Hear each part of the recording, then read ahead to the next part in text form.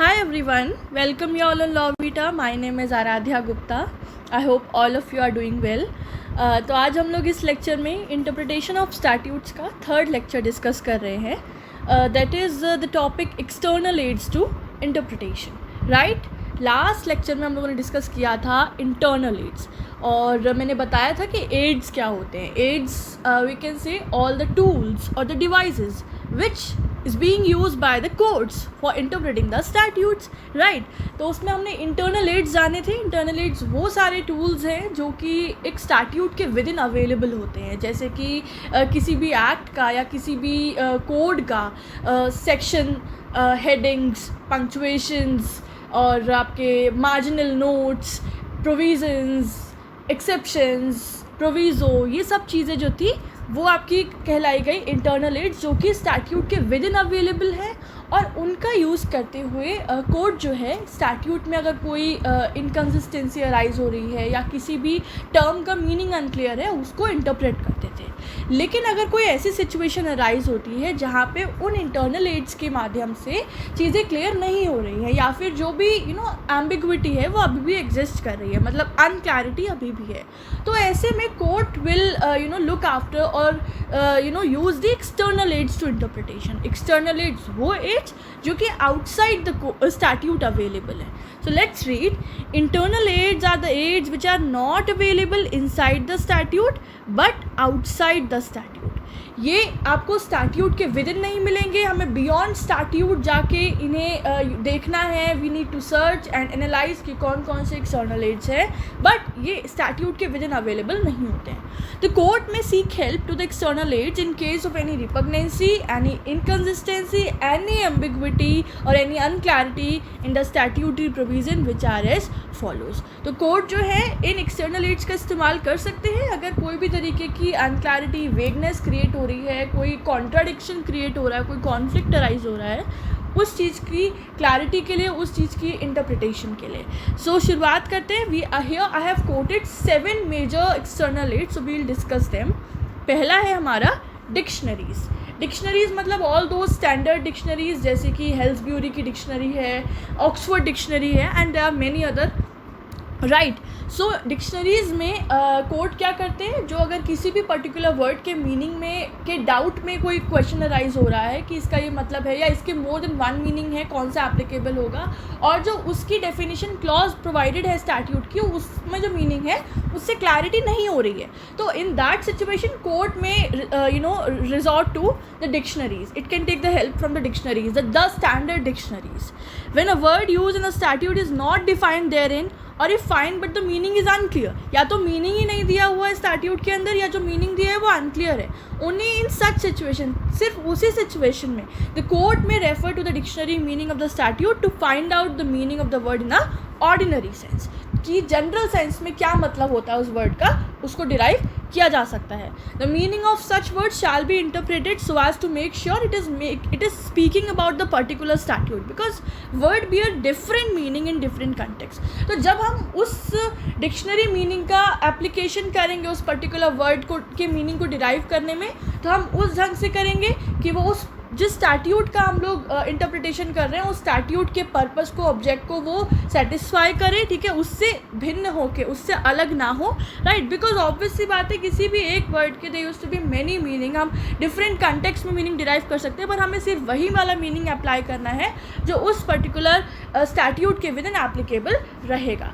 Guys, ठीक है, तो ये हमारा पहला हो गया external aid, that is dictionaries. Next है text books. So the courts, while constructing or construing an enactment, may refer to the standard textbooks to clear the meaning. Although the courts are not bound to accept such view.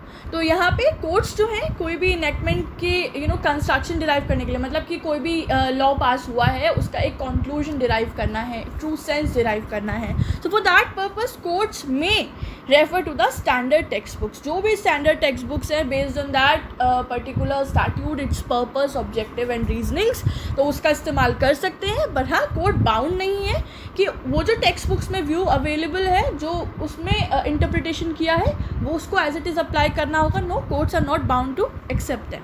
जैसे कि for example in case of Nanda Bharati case, जजेस quoted large number of books. Right, चलिए third हमारा external aid है statement of objects and reasons. देखिए जब भी कोई भी बिल पास होता है, ठीक है, जब भी कोई भी मिनिस्ट्री एक पर्टिकुलर बिल को प्रेजेंट करती है, so along with that statement of object and reasons भी प्रोड्यूस किया जाता है। उसमें मेंशन होता है कि इस बिल को लाने का पर्पस क्या है, इसके क्या ऑब्जेक्टिव्स एंड क्या रीजनिंग्स हैं। So the statement of object and reasons are attached to the bill. हर बिल के साथ ये अटैच्ड होते हैं which describe the objects, purpose and the reasons of the bill. It also gives the understanding of the background, the state of affairs and the object the law seeks to achieve. इसके साथ साथ ये एक background story बताता है, एक base create करता है that why what was the reason, कि क्या क्या ऐसा हुआ है जिसकी वजह से there is a need to bring this bill, right? What are the affairs and what is the particular object, किस ऑब्जेक्ट के साथ ये लॉ प्रेजेंट किया गया है. So the parliament before passing a bill must take into consideration that object a bill serve to achieve. तो parliament जो है वो बिल को कंसिडरेशन में लेने से पहले वो जो ऑब्जेक्ट्स, जो रीजंस उस स्टेटमेंट में मेंशन होते हैं उनको कंसिडरेशन में लेती है और लेना चाहिए. सो कोर्ट्स भी इस स्टेटमेंट को रेफर कर सकते हैं while interpreting any particular enactment और स्टैट्यूट, राइट.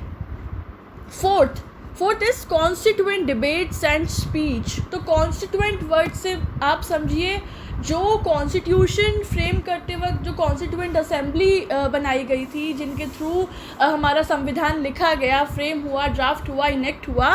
तो जो कॉन्स्टिट्यूशन असेंबली ने जितने भी डिबेट्स किए, जितनी भी स्पीचेस हुई उनके बीच में, सो उन डिबेट्स या स्पीचेस को भी रेफ़र किया जा सकता है, specially in case of any repugnancy और inconsistency arise in the provision of constitution, right. It shall comprise all such debates which had taken place in the parliament at the time of formation of Constitution of India, right. And in case of inconsistency or repugnancy in the Constitution, the court can clearly refer to such debates. ठीक है ना, यहाँ पे एक particularity आ गया that in context of constitutional provisions we can refer the constituent debates or speeches. So we are having a case, Indira Savne versus Union of India, very landmark case. So in this, the interpretation of the expression backward class of citizen which have been used in Article 16 Clause 4 was in question before the court. So इस case में 16 Clause 4 में जो expression mention है backward classes of citizens, वो उसका interpretation question में था. So the Supreme Court under this case referred to the speech which have been given by Dr. B.R. Ambedkar to understand the context, background and object behind its use of the given expression. तो इस case में supreme court ने B are Ambedkar ji ने जो speech दी थी उसमें जो एक क्लैरिटी दी गई थी इस पर्टिकुलर एक्सप्रेशन के रिगार्ड में कि why it has been use, what is its background and objective. So उसको रेफर किया गया while interpreting this particular expression of article 16 Clause 4, right. So here we are done with 4 external aids, right. Fifth है हमारा legislative debates and speech. देखो fourth तो था, don't confuse with these two terms. Fourth था आपका constituent debates. तो ये वो डिबेट्स या वो स्पीचेज है which have taken place at the time of formation of constitution, right.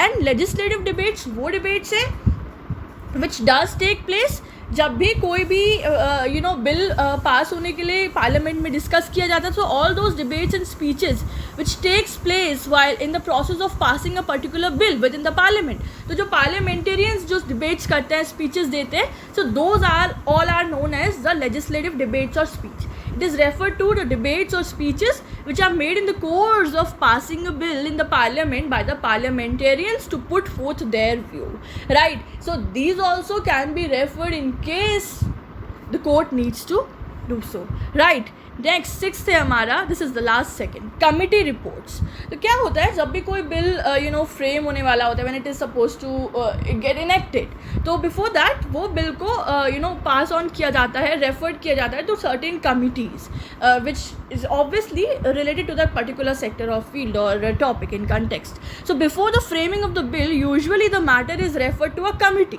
To consider it in detail and give its report. कि किसी भी पर्टिकुलर कमिटीज़ को दिया जाता है कि वो उसको रिव्यू करें, स्टडी करें, एनालाइज करें and give their reports accordingly.